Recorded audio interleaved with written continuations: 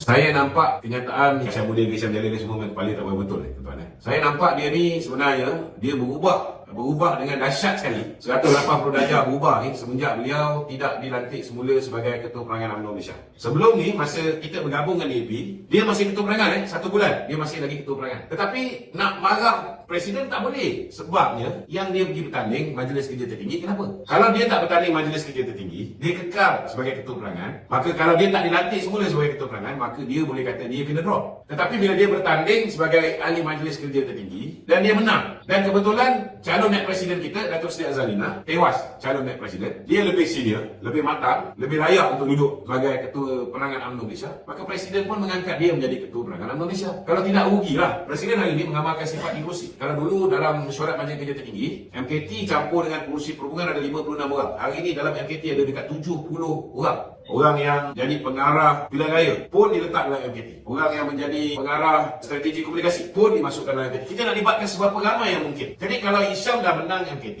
kita nak bagi dia Ketua Perangan, rugilah. Rugi 1 undi kat situ. Kita boleh letak Datuk Seri Azalina, jadi ada 2 undi dah kat situ. Ini kena faham. Semenjak daripada peristiwa tu lah saya tengok dia dah lain macam. Kadang-kadang saya bertekak juga dengan dia bila dia keluar kenyataan. Saya akan bantu UMNO, tapi saya tak akan bantu DAP. Itu pendirian dia. Tak ada masalah untuk dia berbeza pandangan. Tetapi saya tanya dengan dia, kenapa you perlu keluarkan ayat yang kedua tu? Bukankah lebih mudah dia kata, saya akan bantu UMNO, full stop. Bila dia sebagai MKT, dia sambung ayat tu, dia kata, saya tidak akan bantu DAP. Maknanya, dia menolak keputusan yang dibuat oleh Majlis Kerja Tertinggi UMNO untuk bekerjasama dengan Pakatan Harapan yang dalam tu ada DAP. Sebab bila kita nak bekerjasama dengan Pakatan Harapan ni, kita meletakkan syarat, 10 syarat. Dan syarat pertama kita, Datuk Seri Zahid tanya sendiri dengan Susanu DAP, apa pendirian DAP berhubung dengan kedudukan Islam, agama persekutuan, kedudukan istimewa Melayu, kedudukan Raja-Raja Melayu, kedudukan bahasa Melayu sebagai bahasa kebangsaan. Dan jawapan Susanu DAP, Saudara Anthony Loh, dia kata bahawa kita DAP memang patuh dan menjunjung Perlembagaan Persekutuan, perkara 153, perkara 3. Semua itu. Barulah kita setuju tanda tangan. Bukan sekali kita tanda tangan. Kita tanda tangan dengan PH sekali,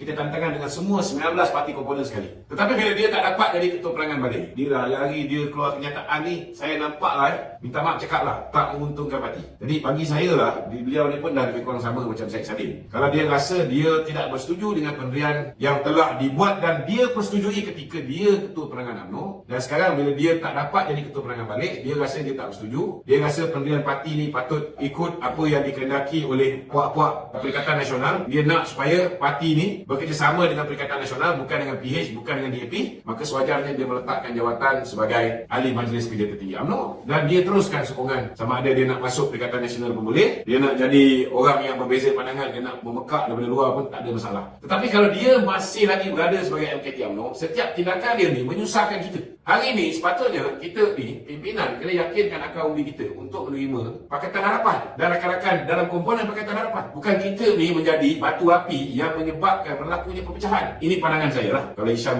Jalil boleh memberikan pandangan dia, saya pun berhak untuk memberikan pandangan saya. Bagi saya, hari ini saya tak tahulah siapa di belakang dia kan, walaupun saya boleh anggap siapa. Tapi I reserve my comment. Nasihat saya, lebih baiklah dia meletakkan jawatan sebagai ahli Majlis Kerja Tertinggi secara terhormat kalau dia tidak boleh menghormati pendirian yang telah diputuskan oleh parti untuk bekerjasama dengan Pakatan Harapan. Bunuh cara baik. Lepas tu nak bising ke, nak laklok ke, tak nak datang MKT kan. Dia duk suruh kita buat mesyuarat MKT tapi dia tak datang MKT. Berapa kali dah dia tak datang MKT? Tak betul cara macam ni. Kita ada mesyuarat Majlis Kerja Tertinggi, dia boleh cakap dalam mesyuarat Majlis Kerja Tertinggi. Kita pun ada grup WhatsApp, dia pun boleh cakap dalam grup WhatsApp tu. Itu sepatutnya berlaku. Bukan semua benda dia tembak ke ruang ni. Adalah sekali, 2 kali dia pernah hadir. Tetapi banyak kali dia tak hadir.